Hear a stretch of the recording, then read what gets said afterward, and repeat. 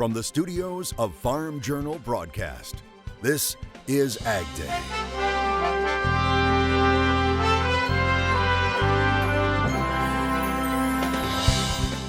Coming up on AgDay. What I wanted to do was relate to people as a farmer and explain to them what we're doing and why exactly we're doing it. A popular farmer on social media takes us behind the scenes of his operation in this latest edition of Your Farm, Your Store.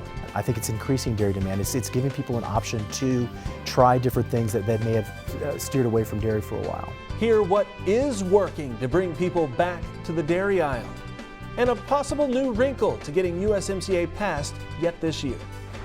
AgDay, presented by the Chevy Silverado and the all-new Silverado HD, the strongest, most advanced family of Silverados ever. Good morning, I'm Clinton Griffiths. Work to get the new US-Mexico-Canada agreement through Congress may have hit a major roadblock, with House Democrats asking for changes that Mexico says go too far.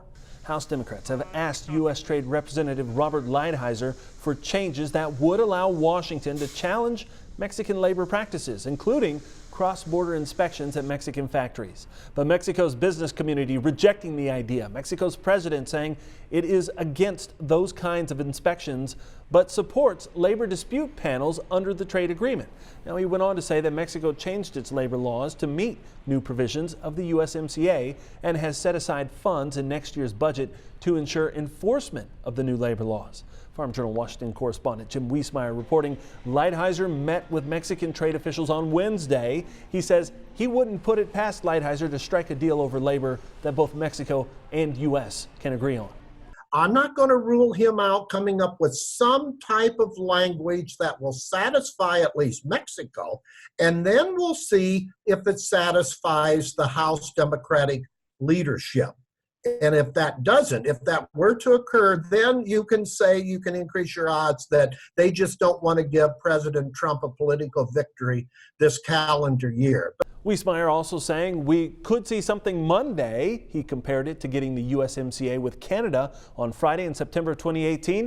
It didn't look like Canada was going to agree to the deal. Then on Monday, an agreement was reached. Another day brings a rebound for the stock market after traders on Wednesday became more hopeful a trade deal between the U.S. and China was making progress. That's after sinking on Tuesday when President Trump warned the trade deal with China could go beyond next year's election. Bloomberg reporting the two sides are actually moving closer to agreeing on the number of tariffs that would be rolled back as part of any phase one trade deal, and insiders telling them the president's comments on Tuesday shouldn't be taken to mean the talks had hit another snag. President Trump still threatening to impose more tariffs on China on December 15th if there is no deal. Now, in positive trade news, portions of the U.S. ag industry are celebrating a final step in the agreement between the U.S. and Japan. Japan's parliament has approved a trade deal originally agreed to by President Trump and Japanese Prime Minister Shinzo Abe earlier this fall. Now, the deal cuts tariffs between the countries and takes effect at the beginning of next year. It cleared Japan's upper house Wednesday. Japan is America's third largest market. The president said Japan will open new markets and tariffs would be significantly lower or eliminated on beef, pork, wheat, cheese, corn, wine, and more. Now, it's a big win for cattlemen as it gradually lowers the tariff on U.S. beef from 38.5% down to 9%. So as of January 1st, we're going to be on a level playing field in our #1 export market. And just to put that in perspective, Japan is a $2 billion export market. And prior to this deal, we were at a competitive disadvantage with Australia, New Zealand, and a lot of other countries. And as of January 1st, we're going to be on a level playing field. This is a great day for the U.S. beef industry. Now, Japan is the #1 export market for both beef and pork. The U.S. Meat Export Federation projects that by 2025, U.S. red meat exports to Japan will be worth nearly $5 billion. The U.S. Grains Council saying that the new agreement solidifies trade with our second largest corn market, adding that it immediately reduces corn and sorghum tariffs to nearly zero, also helping barley and ethanol. And the National Association of Wheat Growers says half of the wheat Japan imports comes from the U.S. and it's worth nearly $600 million. Many parts of farm country catching a break right now with drier weather expected, and that could help with field work.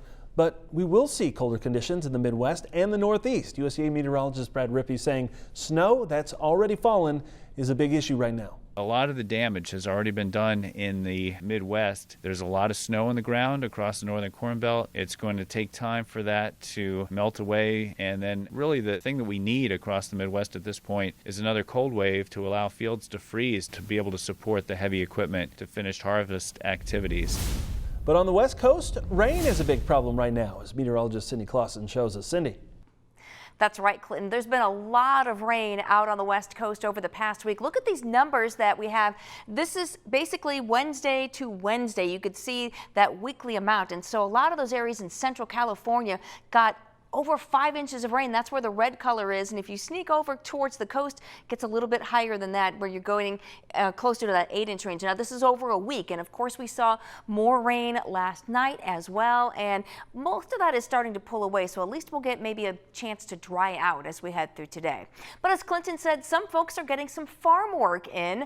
Ron Allen sharing this picture on Twitter from Iowa. The hay bales out there in the fields with another crop coming in. I'll have more in your forecast coming up. As dairy producers try to revive their balance sheets after consecutive years of struggling milk prices, better milk prices are helping improve outlooks today. But as Farm Journal's Tyson Morgan tells us, the industry is still fighting to bring more people to the dairy aisle. A major shakeup in dairy last month is still sending ripples through the industry. Dean Foods filing for bankruptcy, blaming a drop in fluid milk demand. The company says a growing popularity of pop, juices, and alternative beverages like almond juice are all to blame. But Phil Plord says the actual culprit of muted milk demand overall is cereal. Milk's best friend got in trouble, and we eat much less cereal today. And if you were to plot a graph of cereal sales and milk sales, it's the same picture. Cereal sales are down 20% since 2009 by volume. Milk sales are down 18%. It's not much more complicated to that in terms of a big bulk of the loss of sales. While DFA may be looking to buy portions of Dean Foods' business, the dairy co-op made another controversial move earlier this year. When we started out, it was more of a purpose-driven sort of marketing campaign. These are great in smoothies. These are great in your coffee. This is great. But the flavor was so good that now it's more of like, this is something that you can have as your protein base, your plant-based protein, your dairy-based protein, plus the added calcium. Dressler says the bold move has brought more people back to the dairy aisle. I think it's increasing dairy demand. It's giving people an option to try different things that may have steered away from dairy for a while. Milk winning back over shoppers is something Plord says can happen, but in a different form than just a traditional gallon of milk. Well, I think coffee is milk's new best friend. They hang out together a lot, and coffee still has a lot of upside. If you look at it, for example, in China, Starbucks is opening a new outlet in China every 15 minutes, I've read. Well, there's a lot of milk that goes along with that stuff, right? So I think that coffee is a good friend for traditional milk. He says the industry works to innovate new products, and it boils down to one key factor: convenience. I've been studying consumers in one way or another for a number of years, and one of my rules is that never bet against the laziness of the American consumer. And we see it time and time and time again that if it's convenient, it's got a chance. If it's asking the consumer to do a lot of work, it's really, really hard to get traction. Trying to gain traction while attracting more consumers back to dairy, driving dairy trends in the months and years ahead. Reporting for AgDay, I'm Tyson Morgan. Planting early, planting really late, too much rain, snow too early. What have we learned about planting in 2019? We'll have some perspective coming up. And one producer who has a following on YouTube takes us behind the scenes. We'll meet the Millennial Farmer.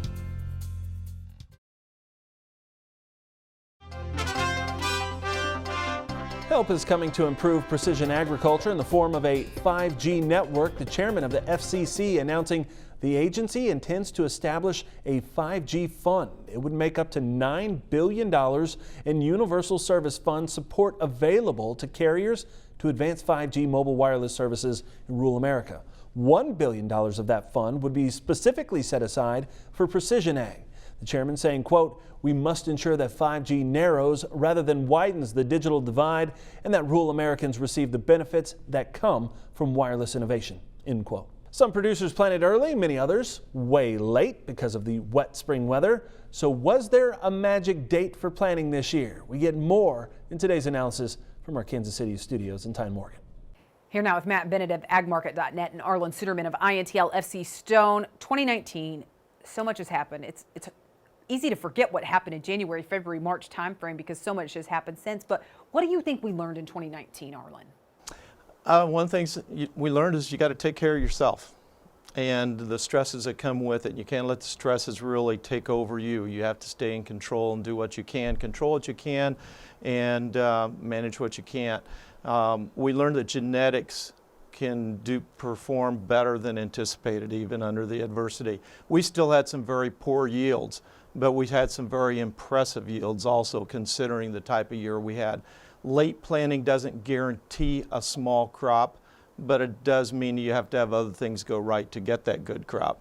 Let's build on that a little bit because I have been hearing about some impressive soybean yields of this later planted crop that some of these producers just did not expect this year, Matt. Absolutely. And the thing is that a lot of folks said, well, we got some beans planted early. We're pretty excited about the yield potential there, but we didn't get the rest of the beans planted until June 10th or after. Of course, after they got the corn in the ground that they were wanting to plant. And the thing that they found is that those early beans had so much stress that they didn't end up yielding like they thought they were going to yield. They were very disappointed. They thought, geesh, I don't even know what these late beans are going to yield. Then they get into the late beans. They say, these late beans are better than what the early beans were. And obviously, your university studies would show you, any of us that have planted the beans late, it would show you that typically you're not going to be able to yield with these decent yields.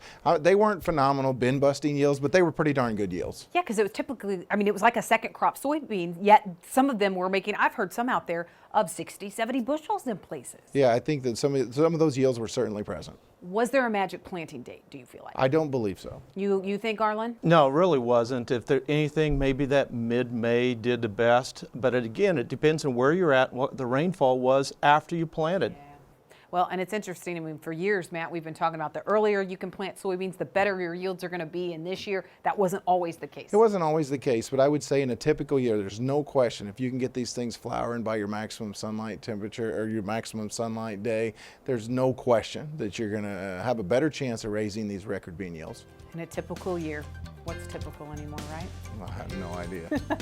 Matt, Arlen, thanks for joining us. We appreciate it. Let's take a quick break, and then we'll have much more right here on Ag Day. Contact Arlen Suderman by email at arlen.suderman@intlfcstone.com. To contact Matt Bennett at Ag Market, call 844-4AG-MARKET or visit their website at www.agmarket.net.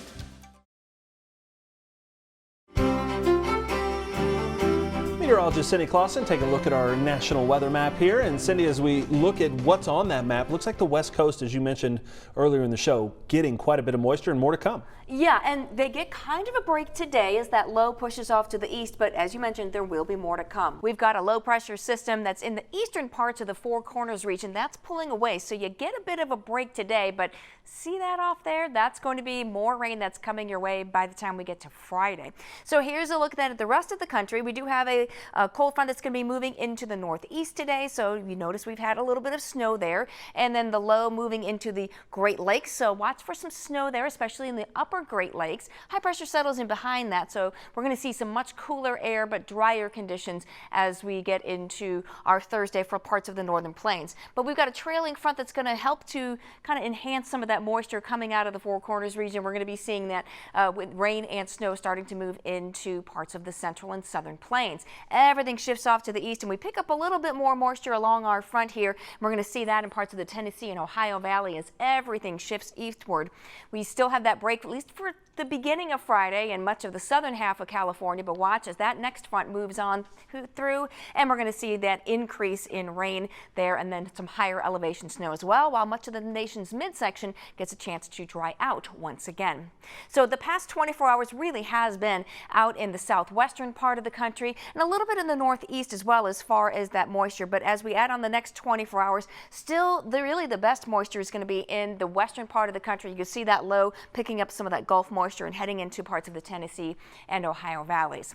Now, as far as temperatures, we are looking at some 20s and 30s across the north. So we're starting to cool it down just a little bit, but we have some really warm air, even into the 60s up into Tulsa, 70s, even 80 down in Brownsville. Now, as we get into the overnight hours, we see those temperatures starting to drop, especially down in the north central United States where we're down into the teens.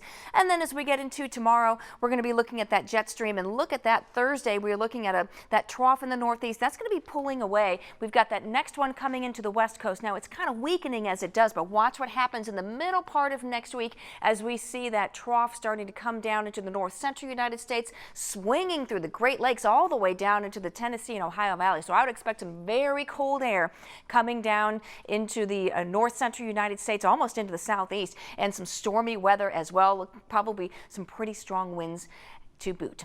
That's your national forecast. Now let's check on the weather where you live. Oakley, Idaho, mostly cloudy with some patchy fog early today and a high of 39 degrees. Napoleon, North Dakota, mostly cloudy. Temperatures falling through the day with a high of 29 early. Hazelhurst, Georgia, sunny and warmer with a high of 68. Coming up, the extreme measures one country is having to take to prevent the spread of African swine fever, and what we could see for cattle prices later this week, with slaughter numbers running extremely high right now. Next in Drovers.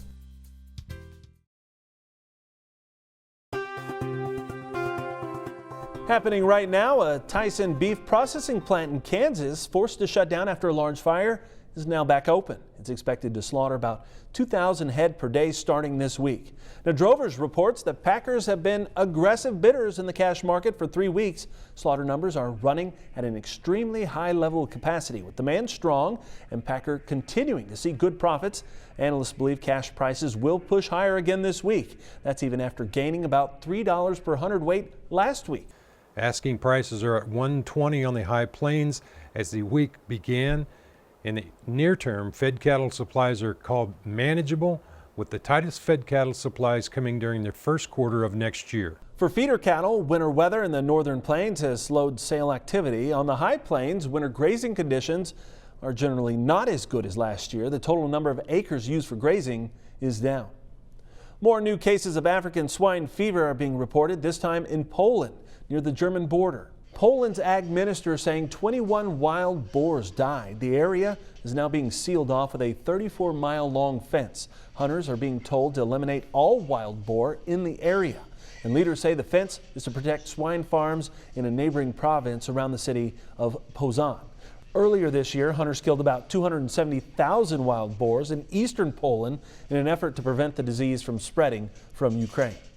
All right, what's your farming story? One popular YouTuber takes us on a tour behind the scenes of his farm as our Your Farm, Your Story series continues. Closed captioning is brought to you by BASF. Grow smart with BASF. We create chemistry.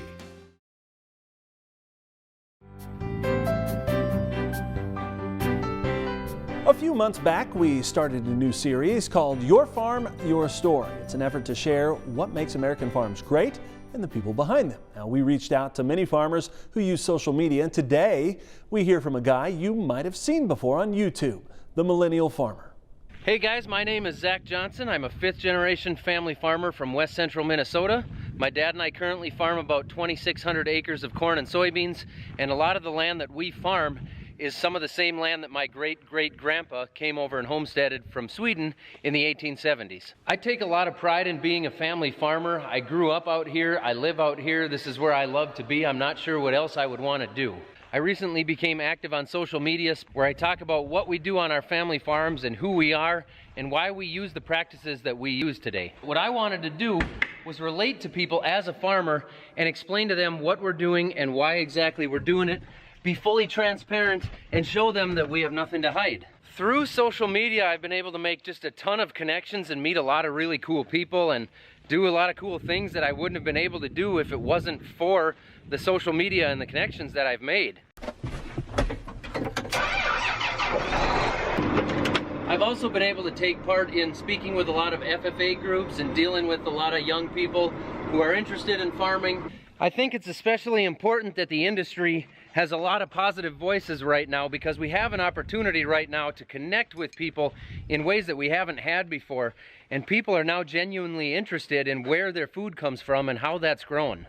So it's really up to us as the 1% of people who provide the food, fiber, and fuel for the rest of the world to let our voices be heard and put ourselves out there and try to relate to people as to who we are and why we do what we do and why we love this lifestyle so much. If you'd like to check out some of my stuff, you can look up MN Millennial Farmer on YouTube, Instagram, or Facebook. And we want to hear the story from your farm. Grab your phone and put together a short video about what you do and why you do it and share it with us. Make sure to shoot the video, as the saying goes, side to side, so it's twice as wide. And then send us the video in a message on Facebook. We'll share some of them right here on the air. And that's all the time we have this morning. We're sure glad you tuned in. From all of us here at AgDay, I'm Clinton Griffiths. Have a great day.